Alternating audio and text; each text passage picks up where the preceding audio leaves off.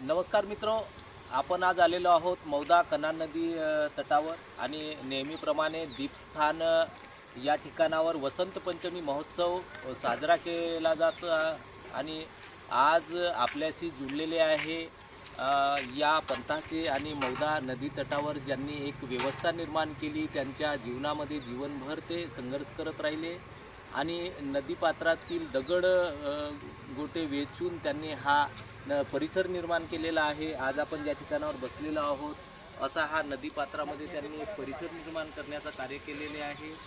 त्यागमय जीवनातून त्यांचा जीवन आजपर्यंत गेलेला आहे। अशा आज व्यक्तिमत्वाला आपण भेट दिलेली आहे। मौदा कना नदी तटावर दीपस्थान या ठिकाणावर वैराग्य मूर्ती वैरागी बाबा यांच्याशी आपण थेट संवाद साधणार आहोत। बाबा, ज्या प्रकारे आता इथं राजनीतीकरण होताना पाहायला मिळत आहे, ज्या प्रकारे तुम्ही व्यवस्था केलेल्या पेंडाला जो उघडण्यात आला या ठिकाणावर आणि मंडळामध्ये वाद आणि त्या ज्या प्रकारे पोलीस प्रशासन आलं, नगरपंचायत प्रशासन आले, नगरपंचायत आणि पोलीस प्रशासनाने ज्या प्रकारे तुमचा पेंडाल म्हणजे काढण्याचा प्रयत्न केला किंवा काढलेला आहे समजा, यावर काय परिस्थिती आहे, काय झालं नेमकं, कसं काय आहे हे जेव्हापासून एका मंडळाचा विभाजन होऊन त्याचे 2 मंडळ करण्यात आले आणि अगोदरच्या मंडळामध्ये जे निस्वार्थ भावनेनं चालू होतं, तर आज जग स्वार्थी असल्यामुळं तो मंडळ कमी होत माणसं गेले आणि जिथून कुठून दृष्टपर स्वार्थ सुरू झाला त्या मंडळात अधिक माणसं जुळत गेली। सत्याला बनवाबनवी करण्याची गरज नसते, पण असत्याला मात्र ती गरज पडते आणि बनवाबनवीला लोक फसवून मग कोणाच्या चिथावणीला बळी पडून माझ्यावर आक्रमण करतच राहतात। अच्छा। आणि तो चिथावणीला बळी पडून मग शासकीय माणसाची मदत घेऊन मला शासकीय माणसांची मदत घेऊन दोन्ही प्रकारच्या पदाधिकाऱ्याची, अधिकाऱ्याची आणि इतरही बिना समजणेवाल्याची, हा तत्वज्ञान जाणत नसणेवाल्याची मदत घेऊन एक उत्तम प्रकारच्या कार्याला अडथळा निर्माण केला। आपला जो पेंडाल टाकलेला होता त्या पेंडालला म्हणजे अशा प्रकारचे आता हे जे आम्ही दाखवतो साडी वगैरे किंवा हे तुम्ही वापर करून पेंडाल बनवत असता आणि व्यवस्था निर्माण करत असता, ज्याला म्हणजे स्वबळातून काही खर्च न करता किंवा कमीत कमी खर्चात काय करता येईल त्या माध्यमातून सेवा करीत असता, तर हे त्यांना म्हणजे नेत्यावर्गांना मोठे जे इथं आता कोणी मंत्रीवर्ग येणार आहे, महसूल मंत्री सुद्धा येतील, अजून काही राजकीय नेते, त्यांना काही म्हणजे डोळ्याला काही बरं वाटणार नाही अशी काही परिस्थिती निर्माण झालेली आहे ह्या असा ते सांगण्यासाठी समज असतो, पण समाजामध्ये एखादा काळा माणूस असला तर त्याच्याकडे कोणी पाहत नाही असं नाही, गोऱ्या माणसाकडेच पाहतात असं नाही, जो देखणा आहे तोही त्यालाही जगण्याचा अधिकार आहे।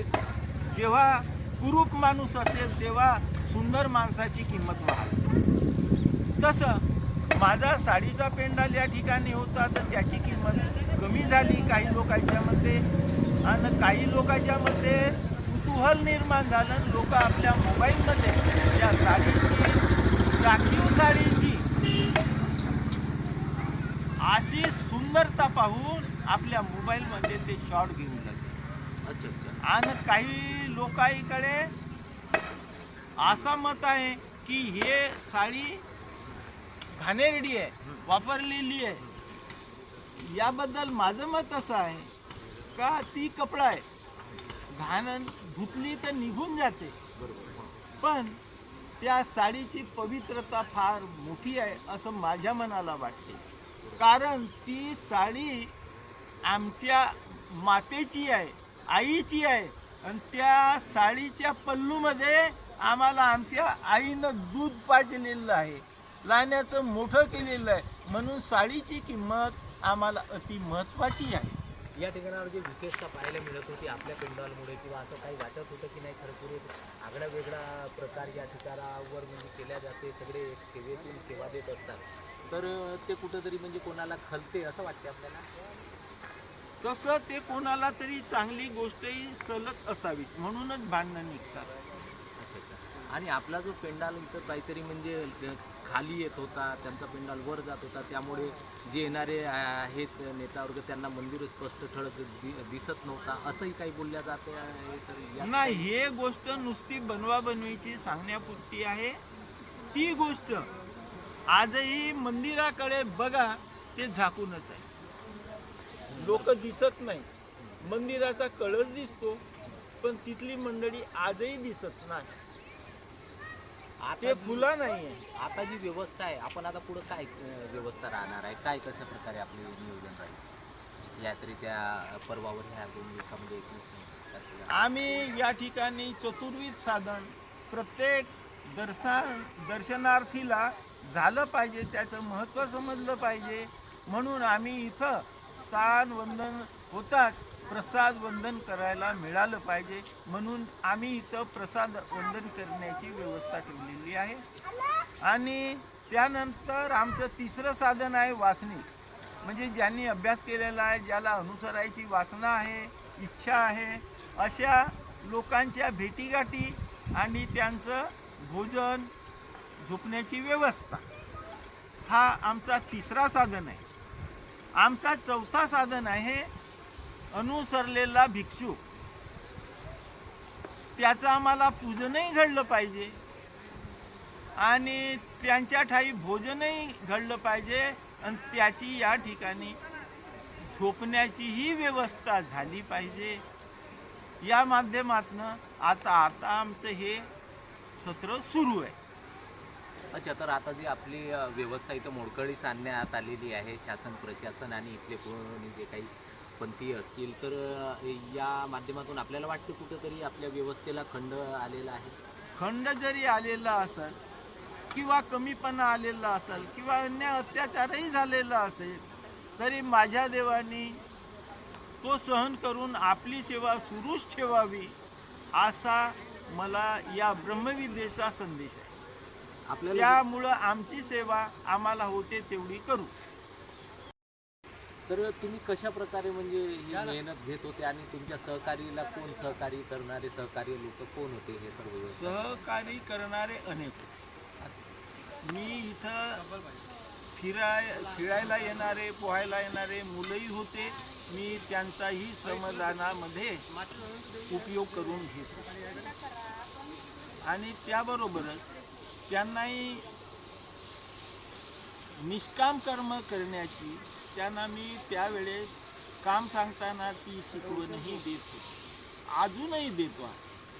आणि सेवेशिवाय आपल्या जीवनामध्ये साफल्यच मिळत नाही असं सांगून त्याच्या बुद्धीवर श्रमजीवी होण्याचा आणि निष्काम कर्म करण्याचा मी त्यामार्फत संस्कार करत होतो. एक ध्यास त्यांच्यामध्ये निर्माण करत आले आपण. आणि आतापर्यंत ज्या प्रकारे आपण यात्रा इथं भरत राहायची आणि ज्या प्रकारची व्यवस्था आपली विशेष ठेवण्यापासून तर लोकांना येणाऱ्यांना जी व्यवस्था करत असायची आपण, म्हणजे बाहेरून यात्रेकरू येत असायचे, त्यांना राहण्याकरिता, बसण्याकरिता, रात्रीला झोपण्याकरिता आणि विविध अशा सुविधा तुमच्या माध्यमातून हा जो तुम्ही निर्माण करत होते, तर त्याचं आज या यात्रेच्या वेळी काही पाहायला मिळत नाही. याचं काय म्हणजे विशेष काय अशी घटना आहे, काय की आपण या ठिकाणी माझी सेवा पाहून माझ्या सोबत काही लोक जुळले आणि मग त्यांच्या विचारानुसार इथे एक मंडळ स्थापन करण्यात आलं. मंडळ स्थापन झालं आणि त्या कामाला अधिकच गती मिळाली आणि मग ते आवकचं माध्यमही जुळणेवाल्याच्या लक्षात आलं. पण आर्थिकरित्या आपण याला म्हणजे प्रबळ करू शकतो मंदिराला प्रबळ करण्यासाठी माझं सहकार्य नाही, पण त्या ठिकाणी कशी रचना व्हावी, दगड होतं त्या ठिकाणी ही त्याच्यावर ठेवणं अशक्य होतं. म्हणून मी कुठून तरी मिळेल तिथून लोहा जमा केला आणि त्या लाईनशीर फटीमध्ये लोहा टाकून त्याच्यात गरम शिसा टाकून त्या ठिकाणी मी बेस निर्माण केली आणि त्या बेसवर मग प्रतिष्ठान या मंडळाने भिंत उभी करून तर त्या ठिकाणी या बांधकामाचं श्रेय प्रतिष्ठान या संस्थेला आहे. याचे अध्यक्ष कैवल्यवासी हिंदरावजी होते त्यांनी सुद्धा व्यवस्थेला हातभार लावला.